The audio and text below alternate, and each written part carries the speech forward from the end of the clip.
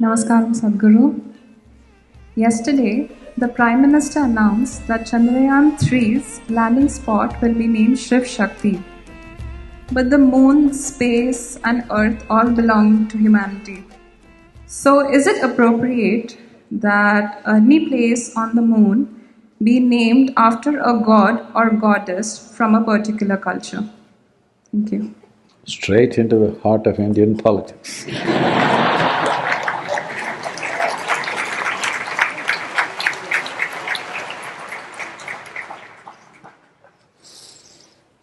Apollo, Luna, Saturn, Mercury, Neptune, Venus, what are all these?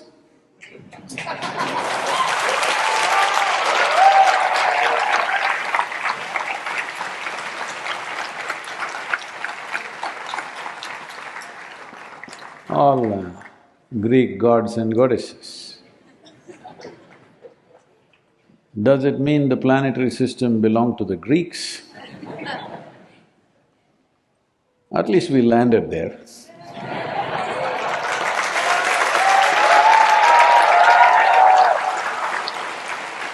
So, I'm very impressed that these days political leadership seems to have this level of wisdom.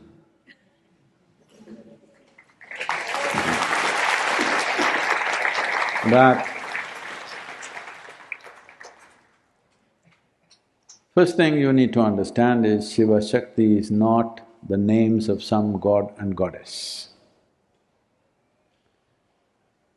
We are talking about two fundamental forces, clockwise, anti-clockwise, masculine, feminine. Well, in other cultures, they may call it yin and yang, and so many other things. Sun and moon, Ida, Pingala. There are many aspects of both science and metaphysics that we can go into, but the important thing you need to understand is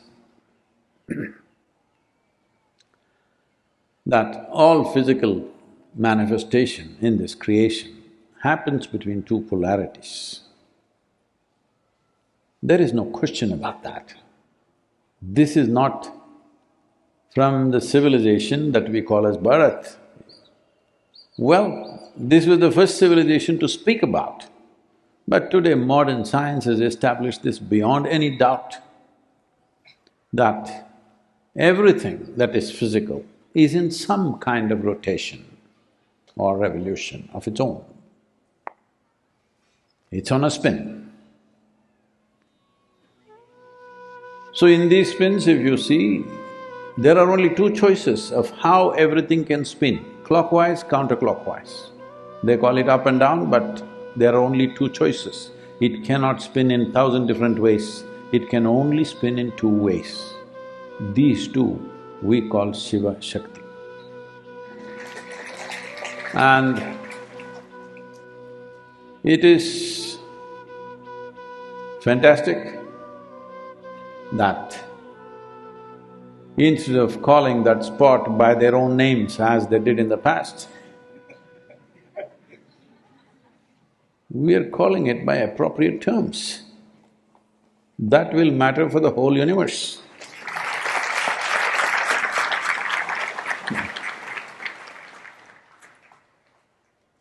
Understanding this and experiencing this within ourselves is the fundamental aspect of yoga. Ida Pingala, Hatha. This is very important. And it is significant that human understanding across the world, thanks to the modern science, recognizing these deeply entrenched civilizational aspects of this part of the world, modern science is slowly, piece by piece, tiny piece by piece at a time, slowly validating its every aspect of it. what was spoken thousands of years ago. Many millennia ago, these things were established. If you do not know this, even something like 2,700 to 3,000 years ago, in this civilization, the study of the planet was called as Bhugol. This means around planet. When everybody else in the world were arguing whether it's flat or round, here it's well established. There are ancient drawings and paintings where it is shown that planet Earth, a round ball, a globe, on the back of a turtle and going around the sun, when rest of the world, the scriptures of the world, the religions of the world, the cultures of the world and the ignorance of the world was going on saying Earth is the center of the universe. Here, very clearly we depicted planet Earth is going around the sun. And why a turtle back? Because a turtle cannot accelerate by itself. It is going at a steady pace. So planet is not accelerating or decelerating, at a steady pace it's going, that's why our lives are reasonably balanced. I can go on telling you many things, but we'll leave that there. But it's really wonderful, there is a spot on the moon. We cannot see that spot, it's on the south side. There is a spot on the moon which is Shiva Shakti. So, now, because I put my hands together, oh, Sadhguru is bowing down to Shiva and Shakti, is that Linga Bhairavi? I am bowing down to the truth about the existence, because that's the only damn thing that matters in our life. What is the truth about this? What is the truth about everything? This is all that matters. What you make up in your head doesn't mean a damn thing, it dies with you or it kills you. If you don't kill your ignorance soon enough, it kills you in many ways, or at least it dies with you. What is true lives whether we exist or we don't exist. So what we are referring to as Shiva Shakti, shall we call it AB? Why can't we be secular and call it AB? You can if you want. Hello? If you want, you can call it AB, if that's your choice. But human life cannot run just on factual truth. Human life needs aesthetic. Hello? Just on factual truth, who the hell are you? What are you worth, I'm asking. It is the aesthetic of how you sit, how you feel, how you speak, what you do. It is the aesthetic of who you are which matters. What is the truth about you? You're just a damn little life who pop out and pop out, that's the only truth about life. It is the aesthetic of many things that you are, little things, which matters. So you can call it AB. Then somebody will ask, why English language, why can't we call it I'm saying this is a silly argument, but it is politically potential. So, I'm surprised it popped out here.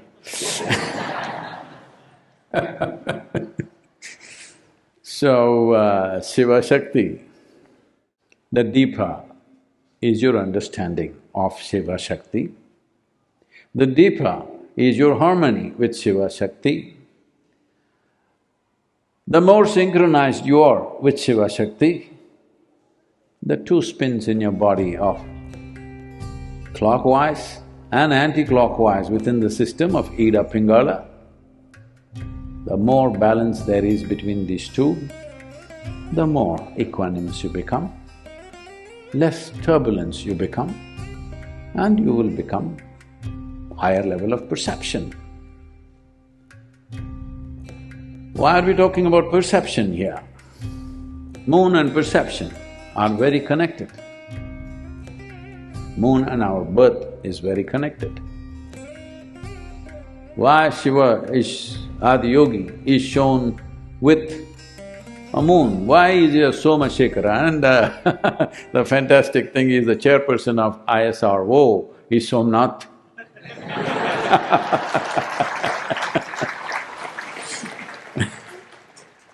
I was talking to him and I said, "How did your parents manage to name you so appropriately?" And he said, "So, Sadhguru, it's Lord Shiva's name, it is not me." That is the humility. With knowledge, people become arrogant.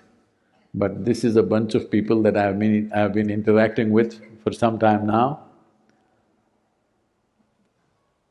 If you really want to see the atmosphere, I wouldn't call this spiritual process, but the ambience that is needed for one to develop spiritually, if you want to see, maybe people will feel I'm stretching it too much because of the recent success of ISRO, but believe me, you go there and see, you will see the ambience is like that. Somebody that I know who works very closely around me, went there and said, "Sadhguru, all these scientists and all the people who work there, they're acting like Isha meditators, Isha volunteers." I said, "Yes, I also felt that. They have created the ambience, all they need is a little fire. And they will be there, because if anything has to happen, you need ambience. You need the atmosphere. Things are happening here on this planet because there is atmosphere. Nothing much happening on the moon because there is no atmosphere, you understand that? There is a good atmosphere holding you, like how you were held in your mother's womb. Even today, Mother Earth is holding you in her womb. The pressure, the level of oxygen, the level of different gases, all this is very vital to hold you in place. If the pressure increases, you'll get crushed. If it decreases, you can't breathe, you'll fall apart. This is a fact. Right now, as you sit here, you're held. And how much complaints? Hello? How many complaints? Unbelievable. Now Shiva Shakti. It's very significant because in a way, this is the meeting of Shiva Shakti also, because the impact of the moon upon human life is very direct. If you look at the cycles, the physiological or biological cycles that are happening in our mother's bodies, it's only because of that we are born, nothing else. Hello? Only because of that. And these 27.3 or 4 days the moon takes for its rotation, and the human physiology going at the same pace. This is why Adiyogi said way back that human beings have reached physiological peak of evolution. From here on, they cannot evolve physically. They can only evolve consciously, but they cannot evolve physically. That means you will not grow horns or you will not get whatever else you're thinking you must get, you will not get, because biological evolution has come to its peak upon this planet. But if we go and live on another planet, we don't know what will happen to this body. It may grow, it may diminish, anything may happen, or it may just not be suitable to exist there, we do not know.